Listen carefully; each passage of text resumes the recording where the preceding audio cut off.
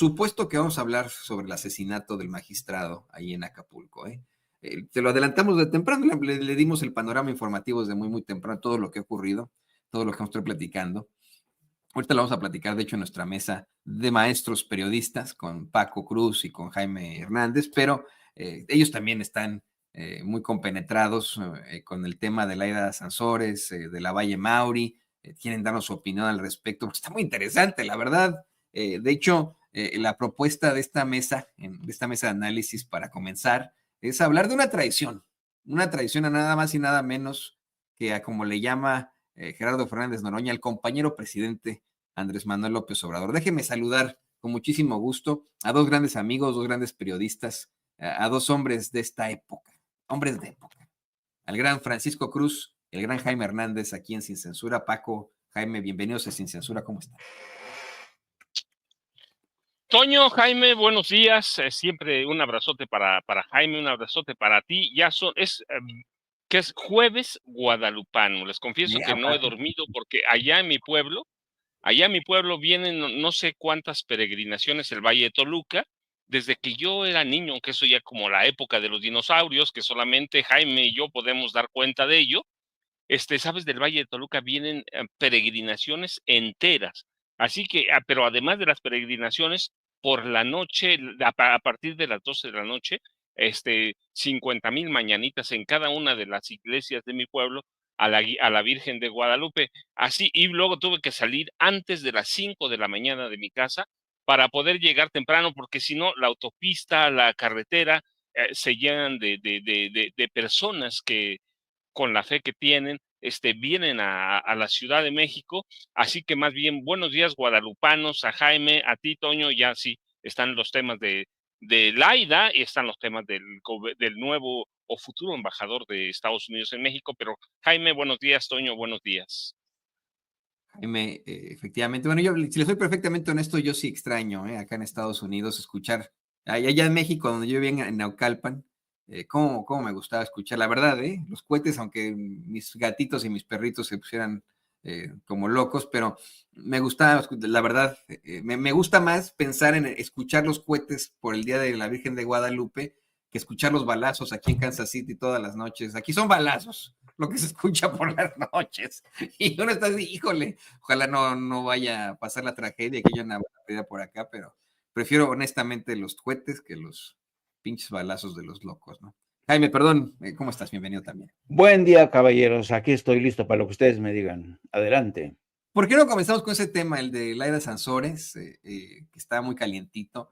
Cuando pensábamos todos que ese ya era cosa juzgada, como dicen los abogados, que pensábamos que a lo mejor y lo que estaba buscando la gobernadora era pasar página, cambiar de tema, mostrar la foto de ella con la doctora Claudia Sheinbaum, pues se da esta conferencia, este chacaleo ayer, en el que pues algunos compañeros corresponsales se aprovechan de que no sirve el elevador, no le dicen, para intentar hacerle varias preguntas a la gobernadora Laida Sansores, quien insiste clara y abiertamente en su decisión de incluir en su gabinete a alguien tan cuestionable como lo es el panista Jorge Luis Lavalle Mauri, quien efectivamente, ¿no? Hoy pues está en libertad condicional, no condicionales, está todavía bajo proceso, no es libertad condicional, está en un proceso judicial con un brazalete electrónico, acusado de una serie de situaciones muy, muy gruesas relacionadas a la corrupción del caso de Brecht,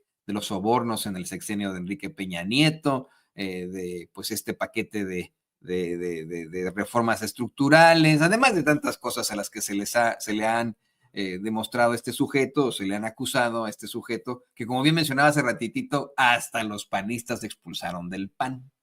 Y pues a pesar de los pesares, a pesar de que la gente haya dejado muy, muy claro que esta designación es verdaderamente negativa, verdaderamente cuestionable, Laida Sansores ayer dijo que ella va a mantener a la Valle Mauri en su gabinete, dice que es un chivo expiatorio al que no le han podido demostrar nada, dice Laida Sansores, ¿no? Pero bueno, ahí trae su brazalete electrónico para que no se nos pele, no se preocupen, va a estar en mi gobierno, dice Laida Sansores. Efectivamente, para algunos, esta es una traición de Laida Sansores al legado de del presidente Andrés Manuel López Obrador. Y la pregunta que ustedes dos nos hacen hoy en la mesa, este es el tema de hoy de la mesa con los grandes periodistas Francisco Cruz y Jaime Hernández, es ¿cuántos más traicionarán el legado de Andrés Manuel López Obrador? Comencemos contigo, Paco. Mira, Toño, Jaime, recuerdas aquí en muchas mesas, no muchas, pero sí varias, no recuerdo cuántas, pero un buen número, advertimos que el futuro de Morena como movimiento para consolidarse como un partido movimiento, se iba a empezar una vez que Andrés Manuel López Obrador, a partir del 1 de octubre de este año, se fuera a vivir a su rancho a Chiapas, allá en Palenque, y se olvidara de Morena. Entonces los morenistas iban a sacar o a mostrar quiénes son. Y para mí lo que hace Laida en estos 2 días, Ricardo Sevilla te estaba explicando muy bien algunos de sus movimientos extraños en contratos.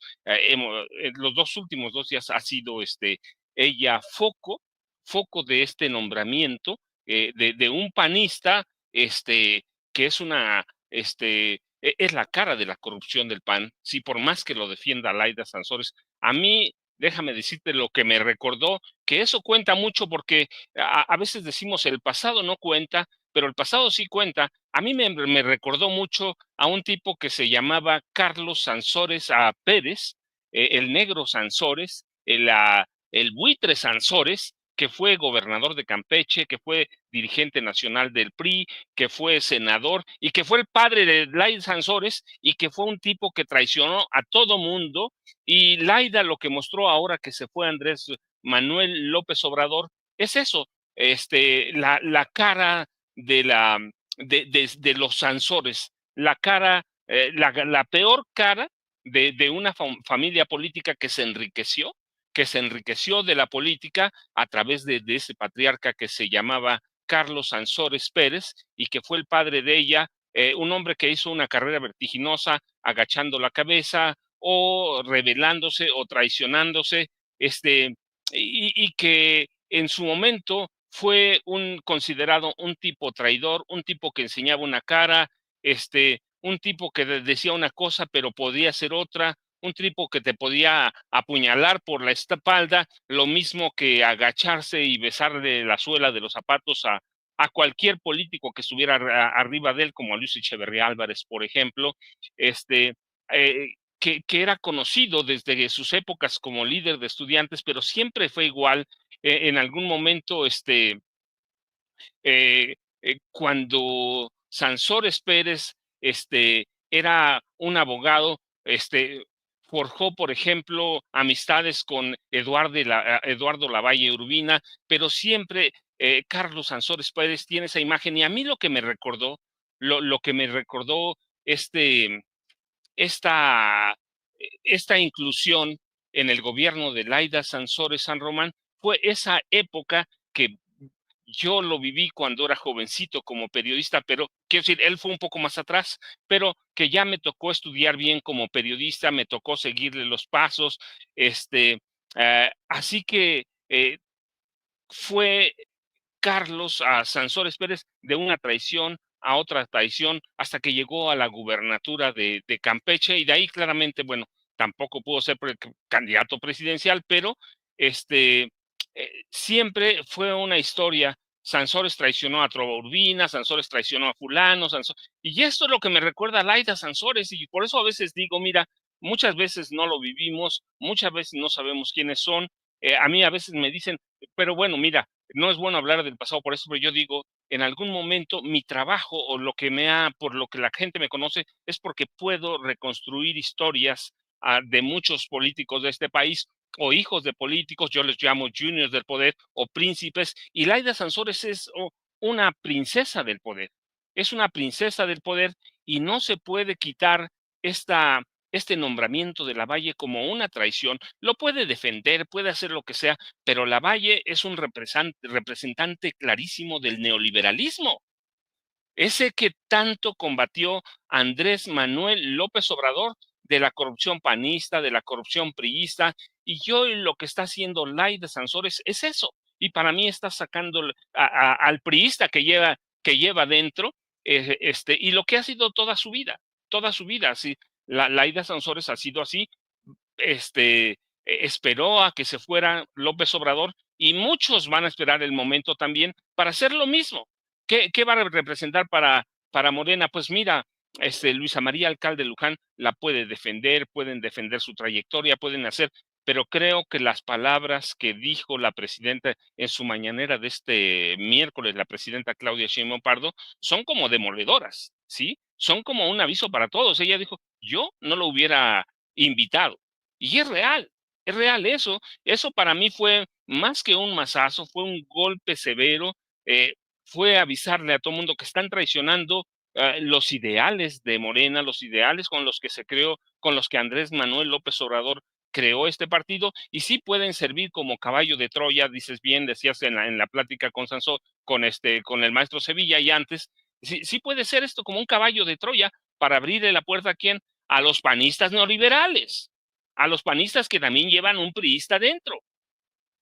Así que esto es lo que vamos a ver en el futuro cercano, mientras no haya una definición por parte de Luisa María Alcalde Luján, que a ella le corresponde, una definición hacia dónde va Morena, qué quiere Morena, y si le van a abrir la puerta a los panistas, bueno, yo digo, ya tienen a muchos priistas ahí adentro, a muchos indeseables hemos dado los nombres, empezando por el Ávila Villegas, que hace movimientos, por ejemplo, en Zacatecas, así como muy por debajo de la mesa, además del Estado de México. Yo recuerdo mucho las elecciones pasadas, los candidatos del Partido Verde eran muy cercanos a Erubiel Ávila Villegas y decía, si no van a votar por nosotros, voten por el PRI. Y ganó el PRI en el pueblo mío, ganó el PRI, gracias a una política que operó Erubiel Ávila Villegas, y tenemos a Sergio Mayer y otros nombres, ¿sí? Alejandro Murat Hinojosa de Morena, tenemos otros, ¿sí? A cada estado que vayamos vamos a encontrar así, o panistas o priistas indeseables, incluso de Morena, va, y ellos van a ir definiendo qué futuro quieren para Morena, y te digo, sí, es muy probable que puedan convertirse uno de ellos en el caballo de Troya para el regreso de quién, de la vieja clase, mira, no digo ni panista ni priista, de la derecha, del neoliberalismo que tanto combatió Andrés Manuel López Obrador, y una bandera con la que llegó Claudia Sheinbaum Pardo a la presidencia de la República. Así que en los últimos 2 días, Laida Sansores San Román ha sido el blanco de las notas, de los análisis, por esta contratación, por este nombramiento, por esta defensa irracional y lógica. Dice que es un chivo expiatorio, pues que nos diga quiénes en Morena, a quiénes en la Fiscalía General de la República le inventaron pruebas, ¿sí? Ella ha combatido la corrupción y sabe que sin pruebas, pues no vale nada. Entonces nos puede bien decir de dónde vienen las acusaciones, quiénes son, pero en este momento, para mí, te digo, lo que me hizo fue recordarme mi primera etapa como periodista jovencito, cuando empecé a conocer a a Carlos Hank, a Carlos Ansores, a Pérez, a toda esa camada de políticos que venían del echeverrismo, del diazordacismo, del López Portillismo, así que eso fue lo que me recordó, que eran tipos que no tenían palabra, que eran tipos que podían traicionar un día a uno, otro día podían traicionar a otro, y me recordó a su papá. Verdaderamente, debo decirle, me recordó a Carlos Ansores Pérez, y para mí ella representa desde la contratación de Lavalle la imagen viva de su padre, el priista Carlos Ansores Pérez, y a mí eso representó. No le veo otra razón para la contratación, sí, amistad, pero de un personaje que puede convertirse en el caballo de Troya en el futuro muy cercano, Toño y Jaime. Yo insisto, a mí si me llegan con esta noticia, yo en ese momento definitivamente me va a tener que decir, pues yo considero que la gente que comulga con el progreso, con la cuarta transformación, ya debe dejar de pertenecer a Morena. Muy fuerte lo que nos dices, Paco. Me quedé con el ojo cuadrado cuando mencionaste a Carlos el Buitre Sansores. Tal vez esa historia que a la gobernadora no le gustaría que retomaran, Tienes toda la razón, hay que platicarlo. Jaime, ¿tú qué opinas de todo esto? Híjole, mira, es un tema tan enrevesado que, claro, estamos todavía sin escuchar una explicación clara, precisa de la propia Laida Sansores, ¿no? Para entender por qué se atrevió a fichar a un personaje tan polémico, que ya estuvo 1 año y pico en la cárcel. Ella dice que ya fue absuelto, pero todavía no ha sido absuelto del todo porque Jorge Luis Lavalle tiene todavía que enfrentar su proceso en libertad, ¿no? Para, ella dice, para limpiar su nombre, ¿no? Pero yo no lo puedo evitar. A mí se me hace este fichaje muy raro, y se me hace una operación muy parecida a la que encabezó el hoy coordinador del Senado en Morena, Adán Augusto, en el caso de Yunes. Es interesante, ¿no? Es interesante cómo este personaje, me refiero al ex militante del PAN, a quien acusó Lozoya de recibir de Odebrecht cantidades millonarias que permitieron sobornar a mucha gente del PAN para que aprobaran la reforma energética. Pero a mí se me hace un dato interesante este fichaje que, es decir, yo no creo que Laida Sansores sea una mujer, sea una política tonta. Laida Sansores es todo menos tonta. Y yo creo que más bien lo que creo que ha operado aquí en el caso de Jorge Luis Lavalle es que quizá Jorge Luis Lavalle tiene mucha información, posee mucha información. Laida Sansores dice que lo utilizaron como chivo expiatorio, y es posible que Jorge Luis Lavalle tenga la información suficiente que le permita a Morena en el futuro tener tener munición para derribar a posibles adversarios que se les enfrenten en el camino, que se les crucen en el camino. Es la única explicación, y en este sentido yo creo que Laida Sansores, para mí, está jugando un poco el papel que ya jugaba. Yo no sé si conocen ustedes la trama del Mago de Oz, donde hay una bruja del norte que le entrega a Dorothy unas zapatillas para que ésta encuentre la salida. Bueno, yo creo que en este caso la bruja del sur, sería la bruja del sur del estado de Campeche, le ha entregado a Jorge Luis Lavalle unas zapatillas para que vaya de alguna manera blanqueando su historial, y se convierta al mismo tiempo en un activo interesante, atractivo, porque tiene muchísima información que tiene que ver con las cantidades y nombres de senadores del PAN y diputados que habrían recibido grandes cantidades de dinero. Es la única explicación que yo encuentro, es la única explicación que yo encuentro. Y claro, me resulta, en lo personal, yo cuando vi el desaseo de esta operación, porque básicamente supone, desde mi punto de vista, una traición a la base de Morena. Pero no olvidemos que en alguna ocasión Andrés Manuel López Obrador, hablando precisamente de los políticos, decía: yo creo que a veces los periodistas son demasiado puristas, ¿no? Se creen ustedes como arcángeles con espada, puros, que no admiten, pero en política, la política es otra cosa. En política uno tiene que tratar con hombres que no son puros, ¿no? Porque eso es la política, ¿no? Entonces, pero estoy ahora mismo en el terreno de la especulación, lo tengo que decir, pero es que en realidad, por más que he craneado este asunto, no entiendo este galimatías que nos ha puesto Laida Sansores.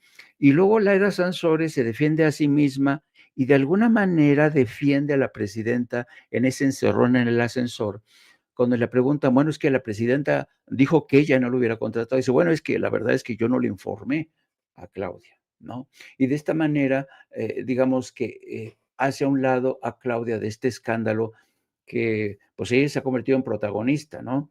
Pero insisto, yo creo que siendo la hija de quien es, como bien recordó mi querido Paco Cruz, siendo hija de quien es y teniendo la trayectoria que tiene Laida, yo la verdad creo que esta es una operación extraña, y vamos a ver si con el tiempo Laida Sansores se atreve a aclarar esta situación o los hechos por sí mismos van a encargarse de esclarecer todo este operativo.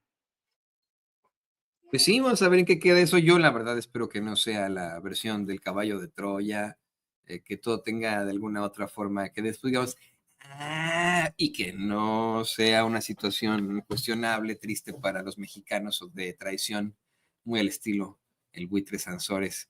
Pero bien, ¿qué les parece? Y aprovechando que tenemos su conocimiento en esta mesa, ¿qué les parece que platicamos de otro tema muy, muy delicado para México?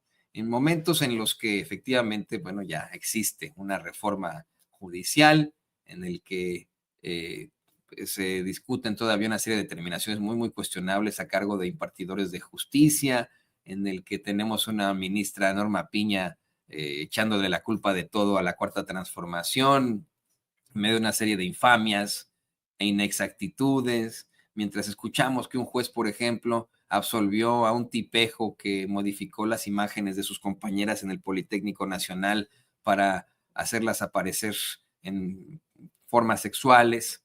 También está la violencia ejercida en contra de impartidores de justicia, de juzgadores, y una verdadera tragedia se suscitó ayer. El magistrado del Tribunal Superior de Justicia de Guerrero, Edmundo Román, fue asesinado ayer por la tarde, justo al momento en el que salía de los juzgados del Palacio de Justicia, ahí en Caleta. Se llama Palacio de Justicia de Caleta en Acapulco, ya ve que está pues, de la playa de Caleta, pero este es el Palacio de Justicia de Caleta, se llama, ahí en Acapulco. Y bueno, pues esto única y exclusivamente aporta a la severa problemática de violencia, de inseguridad, también el discurso de los carroñeros. ¿Qué opinas de esto, Paco? Mira, Toño, al margen del discurso de los carroñeros, nosotros lo hemos dicho, no podemos justificar ningún asesinato de esta manera, no por tratarse de un magistrado que además fue presidente del Tribunal de Justicia de allá de Guerrero. Conozco bien de a dónde salió, de una zona en la que hay bastante gente, prácticamente está, no sé, 200 metros de Playa Caleta, 250 metros de Playa Caleta. No podemos justificar ningún acto de violencia de esta naturaleza contra nadie. Nos puede gustar, nos puede caer bien, nos puede caer mal, podemos ser rivales políticos o podemos ser críticos, pero un acto de esta naturaleza contra nadie, aun si sus sentencias no gustan a la gente, que por eso luchamos pacíficamente por ir a las urnas para renovar, para transformar el Poder Judicial Federal y a partir de ahí todos los poderes judiciales de cada una de las entidades. No se puede justificar, aquí lo hemos dicho, no ahora, la violencia en Guerrero tiene muchos sentidos, se conjugan todas las violencias o la violencia de todos tipos, incluida fuero común o fuero federal.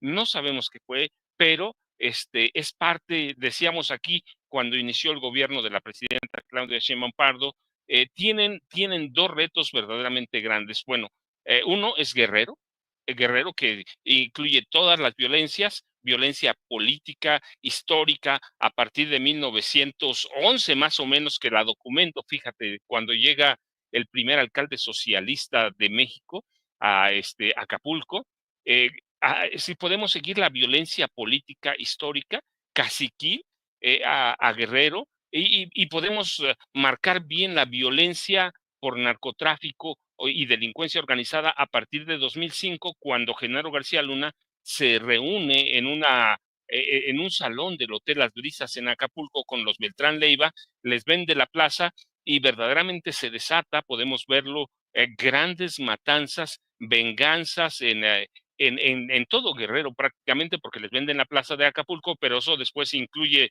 Zihuatanejo, Iguala, Chilpancingo. Y así que podemos distinguir las dos clases o todo tipo de violencia en Guerrero. La cuestión es que es un gran reto no solo para la gobernadora Evelyn Salgado, que yo te decía, llegó prácticamente a un barril de pólvora o a un terreno minado, a donde pises Guerrero, es una mina. Es una mina que te va a estallar en los pies o le va a estallar a la gobernadora, le va a estallar a a García Harfuch. Entonces tiene Guerrero, tiene Sinaloa y tiene los retos políticos y de crimen organizado de Guanajuato, de Jalisco. Así que Guerrero, el asesinato del magistrado tiene necesariamente que tener una solución pronta, tiene que conocerse qué pasó, a quiénes fueron, a dónde están. Primero, claro, los primeros en investigar tienen que ser los gobiernos estatales, en este caso el de Evelyn Salgado o la fiscalía, la fiscalía y la policía local o la estatal. Tiene que ser un caso, pero también tienen que tener un poco de coadyuvancia de la federación. Guerrero es un reto, hay violencia histórica, yo la he documentado no sé por cuántos años, viví 4 años y medio en Acapulco y viajaba a menudo a Iguala, a Chilpancingo, y yo por eso te decía, esa zona donde lo ejecutaron al magistrado la conozco bien. Hubo ocasiones que la caminé todos los días prácticamente para subir a mi casa. Entonces necesita tener, como todos los casos, pero bueno, no podemos pedir que se resuelvan todos, pero sí Guerrero necesita atención especial, necesita una cirugía. La Guardia Nacional debe estar ahí. Yo sé que está porque voy prácticamente cada 2 semanas sin mentir, me voy a Acapulco el viernes por la noche, el sábado muy temprano, me regreso el domingo por la noche o la madrugada del lunes. Así que Guerrero, no solo Acapulco, necesita una cirugía mayor, necesita haber un acuerdo primordial entre la federación y el Estado para entender los procesos de violencia en Guerrero y a partir de allí empezar a combatirlo, pero al mismo tiempo tienen Sinaloa, así que es un reto grande, pero yo verdaderamente insisto, siempre hay que reprobar, no el asesinato del magistrado, cualquier ejecución en este país tiene que reprobarse, pero al mismo tiempo, pues nos guste o no, seamos amigos o rivales, tenemos que exigir que se resuelvan crímenes de esta naturaleza que atentan contra el Estado de Derecho y empoderan a los grupos criminales, en este caso del Estado de Guerrero, Toño y Jaime. Híjole, y efectivamente esto de forma metafórica, como lo plantea Paco, pero efectivamente donde se pise en Guerrero en estos momentos van a estallar las minas. Es un estado que dejaron en la absoluta ruina desde hace ya mucho tiempo. Es uno de los estados más pobres en toda la República Mexicana y un estado que quiere levantarse, de gente que quiere levantarse. ¿Tú qué opinas de esto, Jaime? Yo creo que el maestro Paco ya abundó sobre el contexto en el que es asesinado este magistrado. Es un contexto brutal, brutal, volátil. Y yo lo quisiera abordar desde otro ángulo. A mí me gustaría reflexionar sobre precisamente el evento que encabezó la presidenta Claudia Sheinbaum esta misma semana, precisamente en Acapulco, al dar a conocer una estrategia que lo que busca, más que, sí, combatir la delincuencia, pero construir la paz. A mí se me hizo fascinante el programa dado a conocer por la presidenta, porque es un programa innovador. Yo, francamente, no lo había visto tal y como lo describió la presidenta aquí en México. Lo vi operar en países como el Reino Unido. Hizo un esfuerzo el Reino Unido en la época en la que tenían serios problemas de asimilación, sobre todo entre la comunidad musulmana. Obligaban, por ejemplo, a los famosos bobbies, a los famosos policías de cercanías, de domicilio, a convivir durante 1 o 2 semanas con las familias musulmanas, para que los musulmanes, para la policía, dejaran de ser los eternos sospechosos, los sospechosos habituales. Entonces, este programa que ha anunciado la presidenta es fascinante, es un proyecto fascinante porque ella dice que sin necesidad de invertir más recursos, va a echar mano de todos y cada uno de los funcionarios que van a ir puerta por puerta en las zonas más violentas, por ejemplo, Guerrero, van a concentrarse, tocar puertas. ¿Qué es lo que está pasando con los muchachos? ¿Qué es lo que está pasando con los niños? ¿Qué está pasando con las madres? ¿Por qué los jóvenes dejan de asistir a la escuela? ¿Por qué son fichados por el crimen organizado? Es una batalla por el recuperar el terreno perdido a manos del crimen organizado que está muy presente ahí en Guerrero. Y en estados como Michoacán, en estados como Jalisco, en estados como otro de los puntos, pues es el norte, Tijuana, Tamaulipas. Entonces, yo creo que este programa, que es muy ambicioso, es, para mí, se me hizo muy inteligente esta estrategia de ir casa por casa, ver quién está asistiendo a la escuela, si los chicos tienen problemas para acudir a la escuela, ver por qué, les falta dinero, les falta transporte, no pueden llegar a la escuela, no hay escuelas. En fin, es hacer un escaneo total a ras de suelo para entender las razones o cuál es el detonante que permite al crimen organizado construir su base, sus ejércitos, sus sicarios, ¿no? Entonces, que en la misma semana en la que Claudia Sheinbaum anuncia este proyecto tan ambicioso, ejecutan a un magistrado, pues es significativo y eso demuestra hasta qué punto realmente es urgente. Urgente no solo por un lado, reformar el aparato de justicia,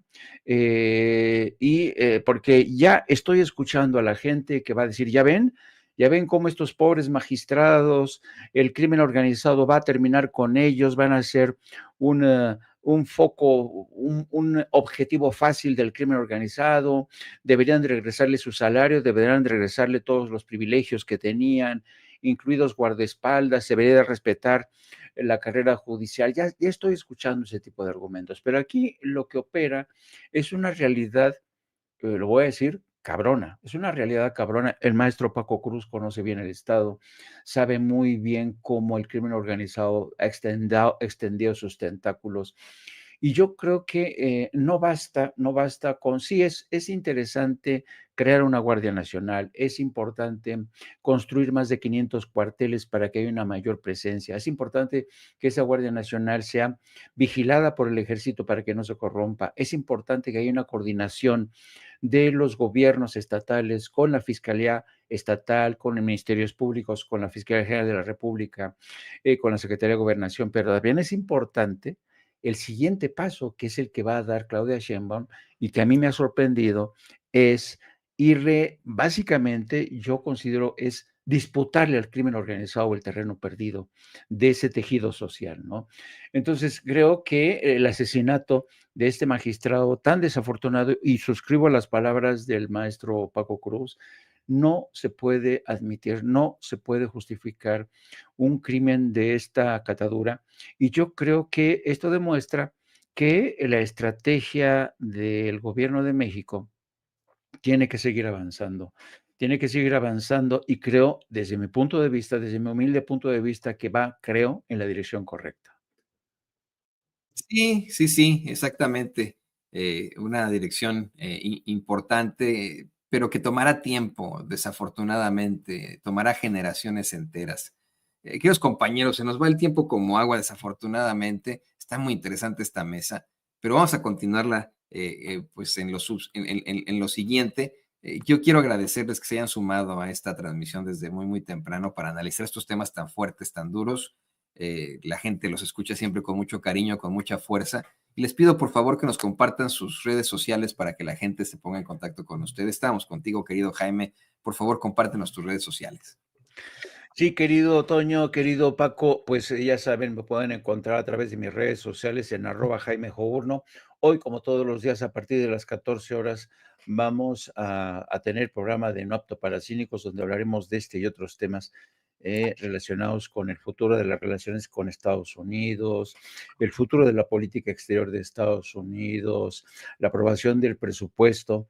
Y en qué medida la lucha contra la violencia que sigue dañando a México, pues es importante y seguirá siendo, como tú bien dices, Toño, va a demandar de más años, quizá generaciones. Ya lo reconoció, ¿se acuerdan? El propio Felipe Calderón reconoció que la lucha contra la violencia que él mismo desató tardaría como mínimo 35 años en sofocarse, yo creo que más. Así es que, pues, ojalá que el gobierno de Claudia Sheinbaum siga por este derrotero y ojalá que un día en el futuro, ojalá que nosotros podamos ver ese momento de tranquilidad, de paz y de estabilidad. Un abrazo a los dos. Un abrazo a querido Jaime Hernández, periodista independiente, legendario corresponsal de guerra. Paco, por favor, también compártenos tus redes sociales. Toño, pues yo les dejo un abrazote, pensando que ya prácticamente inicia o la cuenta regresiva de 2024. Al rato te escucho, Jaime, de veras en No Apto para Cínicos, de veras escúchenlo, van a aprender un buen, van a aprender un buen. Yo ya sabes, Toño, @ Paco Cruz Jiménez en X, antes Twitter, Francisco Cruz Jiménez en Facebook, y nos vemos mañana, Toño. Jaime, un abrazote a los dos. El periodista y escritor también, Francisco Paco Cruz, aquí en Sin Censura. Un abrazo, escuche sí.